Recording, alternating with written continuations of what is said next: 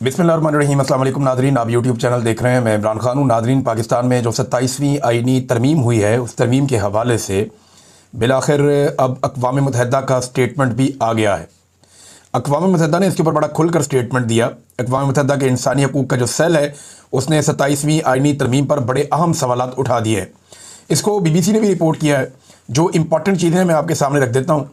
उन्होंने कहा जी, सदर और फील्ड मार्शल को जो तायात इस्तिस्ना मिला है, इससे एहतसाब पाकिस्तान में कमज़ोर हो जाएगा। और उन्होंने 27वीं आईनी तरमीम पर मज़ीद क्या कहा, ये देखिए आप। ये हाई कमिश्नर पर इंसानी हकूक़ फॉल्कर तुर्क, उन्होंने जुमे के रोज़ एक बयान में कहा कि पाकिस्तान की जानिब से उजलत में की गई आईनी तरमीम अदलिया की आज़ादी को शदीद नुकसान पहुँचाती है और फ़ौजी एहतसाब और कानून की हुक्मरानी और इसके एहतराम के हवाले से संगीन खदशात पैदा करती है। यानी पाकिस्तान के अंदर अदलिया का भी बेड़ा गर्क कर दिया इस आईनी तरमीम ने।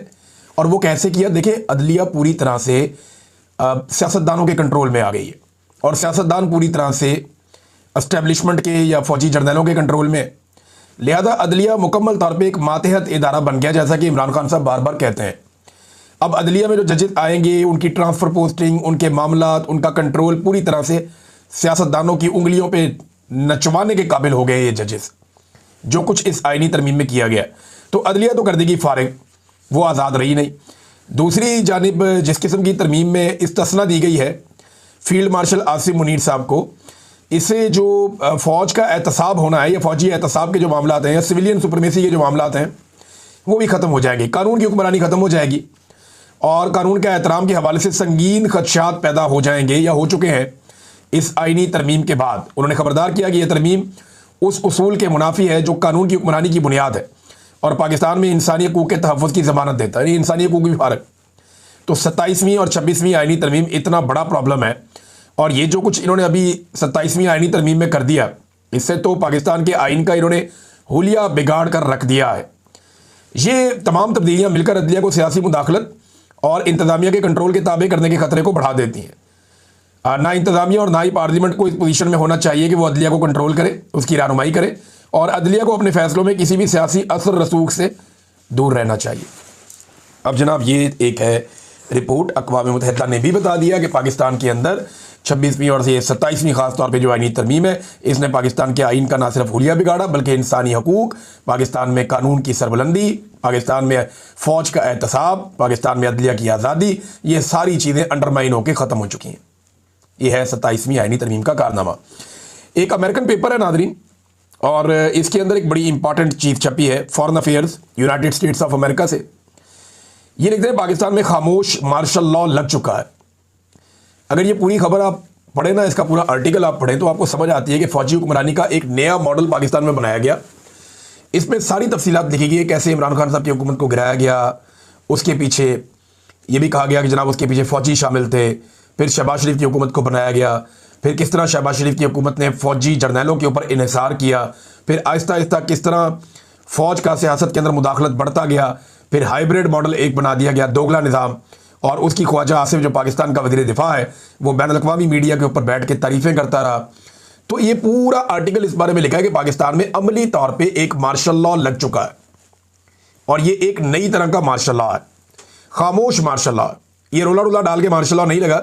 ये फॉरेन अफेयर मैगजीन के मुताबिक, ये जो आज का आर्टिकल है, इसके मुताबिक पाकिस्तान में खामोश मार्शल लॉ लग चुका है और फौजी हुक्मरानी का एक नया मॉडल पाकिस्तान में ज़ेरे तामीर है। और फ़ौज की जो ये काबिलियत है कि वो निज़ाम को कंट्रोल करे, वो लगातार बढ़ती चली जा रही है। ख़ास तौर पे जो अब इस्तिस्ना वाले मामलात हुए हैं, जो कुछ मिलिट्री जनरल्स को मिल गया, जितनी ताकत उनके पास आ गई है, उसके बाद तो अब कंट्रोल करना बहुत मुश्किल है। तो एक तरह का ये मार्शल लॉ है। अब ये आलमी सतह पर आवाज़ें पाकिस्तान में उठ रही हैं।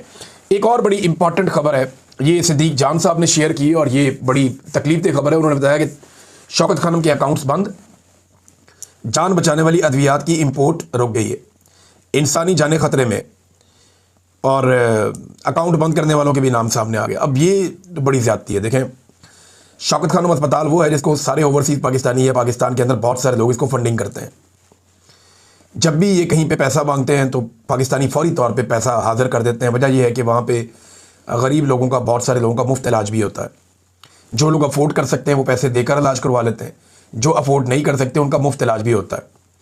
फिर शौकत खानम लाहौर, शौकत खानम पेशावर, शौकत खानम कराची, तो ये अलग अलग प्रोजेक्ट्स हैं और ये फैल रहा है काम, और इसमें बड़े पैमाने पर फंडिंग भी होती है। बहुत सारे लोग मुझे ओवरसीज पाकिस्तानियों में मिले, वो कहते हैं जी हम शौकत खानों के साथ जुड़े हुए हैं और हम कई दहाइयों से इसके लिए काम कर रहे हैं। तो यहाँ ये इंतहाई ज़्यादती है मरीज़ों के साथ, पता नहीं किस किस से इन्होंने क्या क्या बदला लेना है, बहुत ही बेशर्मी है। शाहिद खटक साहब ने एक बात बताई है, उन्होंने कहा जी ये आखिरी हफ्ता है, इमरान खान साहब से मुलाकात ना करवाई गई तो डायरेक्शन हमें पहले ही आ चुकी है इमरान खान साहब की, हम पूरे पाकिस्तान में लॉकडाउन कर देंगे, पाकिस्तान पूरा का पूरा बंद कर देंगे और इसका आगाज़ खैबर पख्तूनख्वा से होगा, शाहिद खटक ने कहा। मुझे नहीं लगता अब इसकी ज़रूरत पड़ेगी। वजह यह है कि जो टाइम निकालना था पाकिस्तान की एस्टेब्लिशमेंट ने, वो टाइम तकरीबन निकाल लिया गया है और मुमकिन है कि इस हफ्ते या एक आधा हफ्ता और डाल के इमरान खान साहब की मुलाकातें दोबारा शुरू करवा दी जाए। ये हो जाएंगी मुलाकातें। बीच में मुलाकात के लिए एक शर्त रखी गई थी कि आपको इमरान खान हम दिखा देते हैं, लेकिन जो वो बात करेंगे वो बात आप बाहर आकर नहीं बताएंगे, आप खामोशी इख्तियार करेंगे। इस पर किसी ने हामी नहीं भरी। ये मुबैना तौर पे जो खबर है, ये जाहिद गशकोरी साहब ने ये खबर दी थी, उनका ये दावा है कि इस किस्म का एक ऑफ़र किया गया था, लेकिन किसी ने इसके ऊपर हामी नहीं भरी, उन्हीं के बकौल। तो नाज़रीन, अब ये अगर आखिरी हफ्ता है और पीटीआई को लगता है कि इमरान खान से मुलाकात ना होने पे एक एहतजाज वो करेंगे, मेरे ख्याल में एहतजाज होने से पहले या नौबत आने से पहले मुलाकात करवा दी जाएगी और मोमेंटम बनने में अभी टाइम लगेगा। मोमेंटम बन तो रहा है, लेकिन अभी जो प्रॉपर एक मोमेंटम बनता है एक तहरीक का, मुझे अच्छी तरह याद है इमरान खान साहब जब कोई तहरीक शुरू करते थे तो पहले बहुत सारे जलसे करते थे, 1 2 3 4, वो एक एक दिन में 2 2 3 3 जलसे भी करते थे और इतने तूफानी दौरे करते थे इमरान खान साहब हर तरफ कि बहुत एक्टिव आदमी थे वो 70 साल की उम्र में। कमाल जलसे करके इमरान खान साहब पूरा एक मोमेंटम बना लेते थे। जब पाकिस्तान के अंदर लोग तैयार हो जाते थे फिर वो अपना मार्च का या किसी तहरीक का ऐलान करते थे।